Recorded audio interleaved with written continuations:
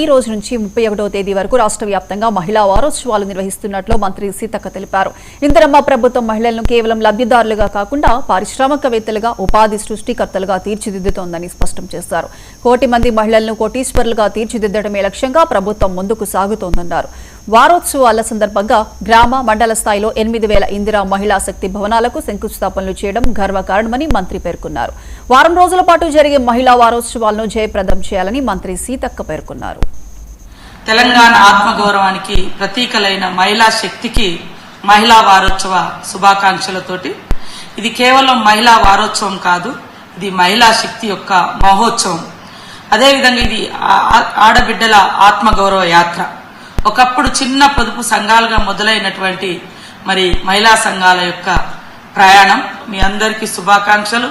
ఈ రోజు నుంచి 30 తారీఖు వరకు మహిళా వారోత్సవాలు జరుగుతున్న సందర్భంగా ఈ 2.5 సంవత్సరాల కాలంలో మహిళలు చేపట్టినటువంటి బిజినెస్లు కానీ, బ్యాంక్ లింకేజ్ ద్వారా వచ్చినటువంటి ఆదాయం గురించి కానీ, ఆత్మగౌరవం, 1 కోటి మంది మహిళలకు 1 కోటి చీరల పంపిణీ, దాదాపు 60,000 కోట్లకు పైగా బ్యాంక్ లింకేజ్లు, అదేవిధంగా ఈరోజు పెట్రోల్ బంకులు, సోలార్ విద్యుత్తులు, ఇందిరా మహిళా శక్తి క్యాంటీన్లు, చిరు వ్యాపారాలు, ఇవన్నింటిని కూడా బ్యాంక్ లింకేజ్ ద్వారా, వడ్డీ లేని రుణాల ద్వారా మీకు అందించడం జరుగుతుంది.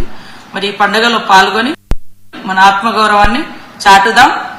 ముఖ్యమంత్రి గారు కన్నా కలలు 1 కోటి మంది మహిళలను కోటీశ్వరులను చేసేటువంటి యజ్ఞంలో మనమందరం భాగస్వాములం కావాలి అంటే చిత్తశుద్ధితో కష్టపడి పనిచేసి కోటీశ్వరులుగా మనం ఎదగడం కోసం, మీరందరూ ఎదగడం కోసం ఈ ప్రభుత్వం చేయూతనిస్తుంది.